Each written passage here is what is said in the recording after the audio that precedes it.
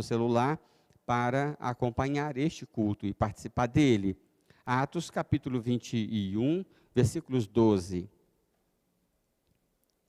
Quando ouvimos isso, nós e o povo dali rogamos a Paulo que não subisse para Jerusalém. Então Paulo respondeu: por que vocês estão chorando e partindo o meu coração? Estou pronto, não apenas para ser amarrado, mas também para morrer em Jerusalém, pelo nome do Senhor Jesus. Como não pudemos dissuadi-lo, desistimos e dissemos: seja feita a vontade do Senhor. Versículo 15. Depois disso, preparamo-nos e subimos para Jerusalém. Pense comigo, nesses minutos, sobre a importância de mantermos o nosso foco diante de ameaças. Foco diante das ameaças. As ameaças, à nossa vida, tendem a nos fazer olhar para outros cenários. Normalmente, cenários não muito animadores. O apóstolo Paulo e gente cheia de Deus ali em oração estava alertando: em Jerusalém, não vai para Jerusalém, porque se você for para Jerusalém, a coisa vai ficar feia. Não vá a Jerusalém. E não era bandidos que estavam recomendando, não, era gente da igreja, gente amiga, né? Não suba para Jerusalém. E acabou que ele subiu, acabou que sofreu, acabou que foi uma situação muito difícil, né? Muita oposição, querem matá-lo, né? Tá, mas a mensagem era: não suba, se subir, você pode morrer, né? E na melhor das hipóteses, ser preso, apanhar e tal, né?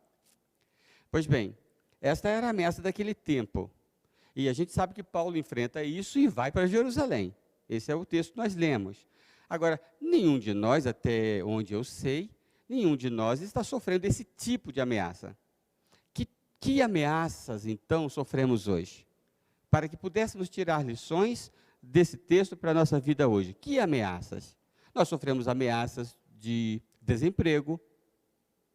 Na roça, não tem esse negócio assim, como a gente tem na cidade, de desemprego, né? Eu sou da roça. Então, lá, se você está com disposição para trabalhar, você vai, planta milho, planta arroz, planta bananas, planta inhame, planta mandioca, e você toca a vida. Na cidade, não.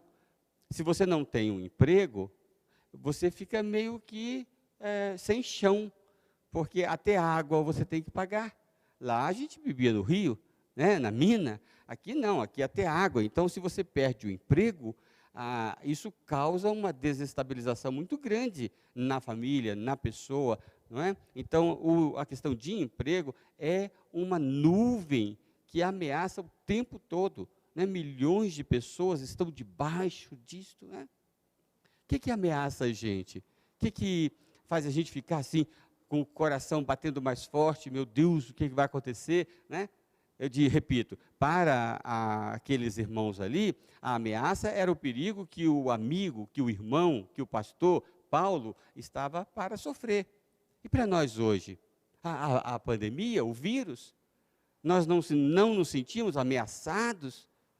Esse negócio, Paulo estava enfrentando a ameaça de morte da espada. Nós estamos enfrentando a ameaça de morte de um vírus que a gente não vê, mas ele mata também. E as pessoas estão, então, ameaçadas, e não tem remédio, e não tem cura, não tem tratamento, né? As pessoas se sentem ameaçadas. Então, a nossa situação, embora o que ameaça seja diferente, estamos igualmente ameaçados, né? Somos ameaçados também porque alguém ataca pessoas que defendem os nossos ideais. Esse púlpito não defende nenhuma política partidária, mas vou dar exemplos. Se você gosta do Bolsonaro e você acha que ele está defendendo os seus ideais. Então, quando alguém ataca o Bolsonaro e ameaça com impeachment, com CPI de coronavírus, aquela coisa toda, você se sente ameaçado, por quê? Estão atacando a pessoa que defende os seus ideais. Do mesmo modo, se você gosta, hipoteticamente, do Lula, né? Vamos pensar aqui no outro lado, né, da esquerda. Então, você acha que o Lula defende os seus ideais. E aí, se alguém ataca aquela pessoa que, de algum modo, representa os seus ideais, você se sente ameaçado, você quer partir para defender aquele que defende os seus ideais, não é? Então, isso também nos faz sentir ameaçados, quando alguém ataca a pessoa ou a instituição que está defendendo os meus ideais, né? Seja quais sejam, né? Quais forem. Então, são os vários momentos que nós nos sentimos assim. Eu tenho trabalhado muito com pastores. Vocês não têm ideia do que passam os pastores. Nós precisamos orar pelos pastores. É muita coisa que passa, é muita luta, né? Orar pelos missionários, orar pelos que dirigem as juntas missionárias, por exemplo. Pode imaginar a luta que é do pastor João Marcos na Junta de Missões Mundiais, tendo que continuar mandando sustento para centenas de missionários, sem saber como é que vai ser esse negócio de missões, da oferta de missões. Igualmente do pastor Fernando Brandão na Junta de Missões Nacionais. Enfim, cada um tem a sua ameaça de cada dia. Né? Cada um tem a sua. Muda-se a ameaça, mas a gente sofre os mesmos ou parecidos impactos emocionais. Né? Como é que a gente responde a isto? Essa é a questão. Então, eu quero muito rapidamente colocar para você aqui. Primeiro, desista do que for doutrinariamente injustificável. Desista. Se não tem sustentação doutrinária, se não tem sustentação em princípios, desista. Qual que é o ponto? Eles, ouvindo a história, disseram, nós e o povo dali, rogamos a Paulo que não subisse a Jerusalém. Então Paulo respondeu, o que vocês estão fazendo? Chorando e partindo o meu coração. Eles entraram numa situação de choro. E Paulo, por favor, não vá, Paulo, por favor, não vá. O que estava acontecendo? Eles estavam sendo conduzidos pelas emoções, pela demonstração de carinho, de amor. Quando nós estamos sendo ameaçados por qualquer coisa, a gente tem a tendência de agir com o coração. Seja a mãe que ficou sabendo que o filho apanhou na escola, né? Ela parte para cima com o coração. É assim mesmo. Falaram mal do meu representante político. Eu parto para cima para defender, ou do meu time de futebol, ou de qualquer coisa que é muito importante para mim. Eles achavam que Paulo estava em perigo, Paulo era querido, eles queriam defender. Você não vai, não. Vai lembrar até o apóstolo Pedro, quando disse, o senhor não vai para a cruz, não. De jeito nenhum que o senhor vai morrer na cruz. E saca da espada. Mas aquilo era doutrinariamente, teologicamente, injustificável. Jesus tinha que ir para a cruz. Então, o coração não podia atropelar a palavra de Deus. A emoção, a paixão, não pode atropelar o princípio. Você quer, mas não pode. Então, o que o apóstolo está dizendo aqui, o que vocês estão fazendo? As emoções diante do perigo, elas tendem a bagunçar a nossa leitura de realidade. Claro, tem umas pessoas, pais, mais jovens talvez, não sei, mas tem umas pessoas que são mais dramáticas do que outras, né? Se o filho quebra um copo e tem um cortezinho na mão, e começa a sangrar, pronto, a mãe desmaia, o pai, não, é o pai que desmaia, né? A mãe dando a gritar e arrancar cabelo, aquela coisa toda, né? Então, quando a gente é ameaçado, qualquer que seja o motivo, e uns são mais facilmente ameaçados, outros são mais duros na queda, né? Mas quando somos ameaçados, a gente parece que para de ler a realidade. O apóstolo Paulo diz: o que vocês estão fazendo? Chorando, fazendo o meu coração, quebrar o meu coração. Está ficando mais difícil para mim obedecer a Deus por causa dessa emoção sua. Então, desista do que é doutrinariamente, teologicamente, o que é princípio, né? Aprovado por Deus. Lembra de Neemias? Quando ameaçado, o amigo disse: esconde-se no templo. Fuja para o templo. Mas isso era correto? Era cumprir princípio? Era doutrinariamente correto? Ele disse: porém, eu disse, homem como eu fugiria? E quem há como eu que entre no templo para que viva? De maneira nenhuma entrarei. Então percebi que não era Deus quem o enviara. Eu amo esse texto. Porque a palavra doce de um amigo, ele disse: entendi que não era de Deus. O apóstolo Paulo estava dizendo a mesma coisa. Não é de Deus o seu choro, não é de Deus o seu carinho, não é de Deus o seu amor. Essa vontade sua que eu não vá para Jerusalém, não vem, não é de Deus, eu tenho que obedecer. Então, não insista naquilo que não tem sustentação na vontade de Deus, não é? Quando você não estiver enxergando saídas, que o coração entrar em pane, deixe-se guiar por princípios. Deixa o princípio te guiar. Não estou entendendo mais nada. Já estou aqui em ponto morto, não é? Meu filho está na UTI, não é? Não tem mais. A morte está com aquela foice pertinho de mim, né? Deixe-se guiar pelos princípios. As emoções, você declara: minhas emoções são incompetentes para dirigir a minha vida. Eu vou fazer o que tem que ser feito, o que é vontade de Deus, é isso que eu vou fazer, não é? Por isso, por falta disso, pessoas, porque estão com necessidade, roubam, são desonestas, pisam nos outros, fazem coisas que o coração está mandando.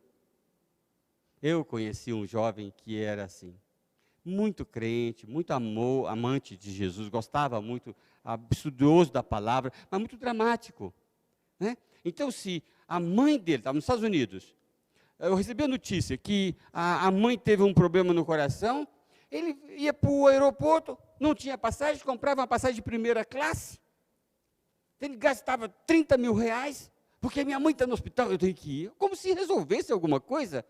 Ele chegar lá no hospital, nem pode visitar, porque está lá na UTI. Então, é o negócio a emoção passando por cima do que, não estou falando da razão, não, é do que representa a vontade de Deus, orientação de Deus, direção de Deus na vida da gente.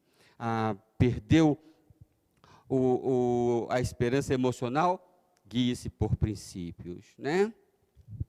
Segundo lugar, acredite que o Senhor sempre tem gente fiel à disposição.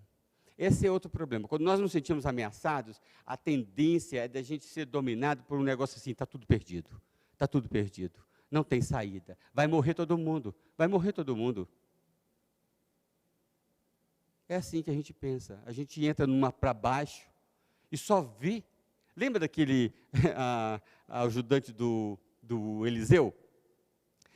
Ele olhou assim e viu os exércitos do inimigo cercando a casa de Eliseu. O que ele disse? Ai, meu Deus, estamos perdidos, estamos cercados, não temos para onde ir. É assim que a gente vê quando a gente se sente ameaçado. Quando o inimigo cerca a gente fica: agora acabou, não tem jeito, eu estou perdido.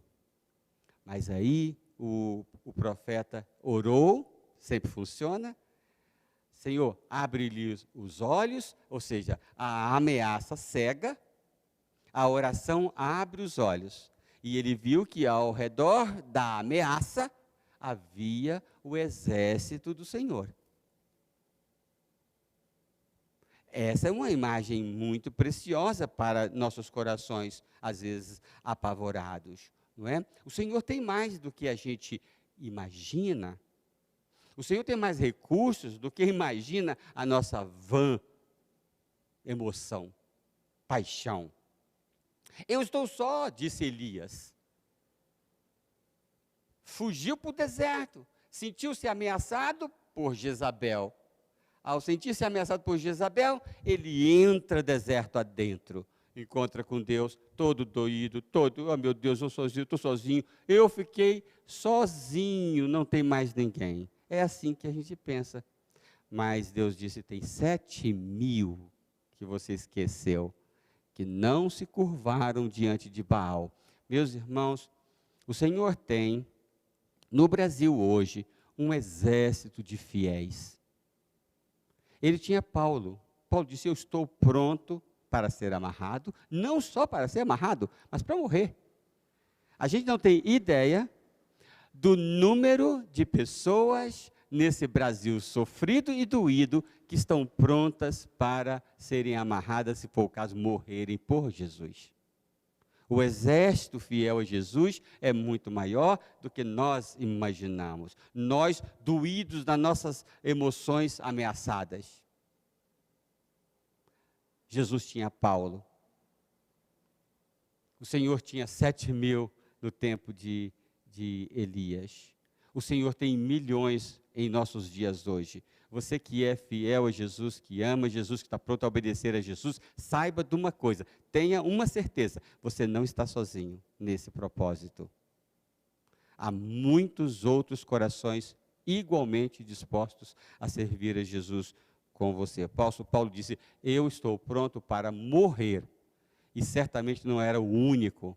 E hoje, certamente você e eu não somos os únicos que nos achamos fiéis a Deus. Em terceiro lugar, mantenha-se desapegado do terreno. O sucesso do homem parece estar relacionado ao seu desapego ao terreno. É isso que nós encontramos aqui no apóstolo Paulo. Eu não tenho medo da morte. Você tem medo da morte? Fala a verdade. Você tem medo da morte? Pastor Luiz, na live que ele fez, agradecendo aos amigos, depois que ele se recuperou da Covid, ele falou, deixa eu dar uma dica para você. Não tenha medo de morrer. Não tenha medo de morrer. Esteja solto. O que é que te apega aqui? Se Jesus nos chamar amanhã, eu acho que eu disse isso aqui domingo, né? Não sei se foi aqui, se foi no Bing. Mas se Jesus me chamar amanhã, está tudo bem. Hoje eu conversei com a irmã Zilda, do irmão Zé do Pente, a Zilda, né? Aí ela estava chorosa, tadinha, por causa do falecimento do esposo, né? Décadas ao lado dele. Mas ele já estava tão cansadinho, estava já na clínica, né? Eu falei, pois é, irmã, mas na verdade, para ele, foi um descanso. A senhora sabe, foi mesmo, pastor, foi mesmo. Mas é tanta saudade. Sim, tem saudade. Mas não passa na cabeça dela essa coisa do temor da morte. É só a saudade. Não tem necessidade de ter medo da morte, quem tem Jesus no coração. Absolutamente melhor depois da morte. Então, a gente pode descansar o coração. Eu não preciso ficar me sentindo ameaçado pela morte, não é? É porque, a menos que você esteja apegado a este mundo, ao terreno, né? O apóstolo Paulo disse, eu não tenho medo da morte. Para mim, melhor é morrer.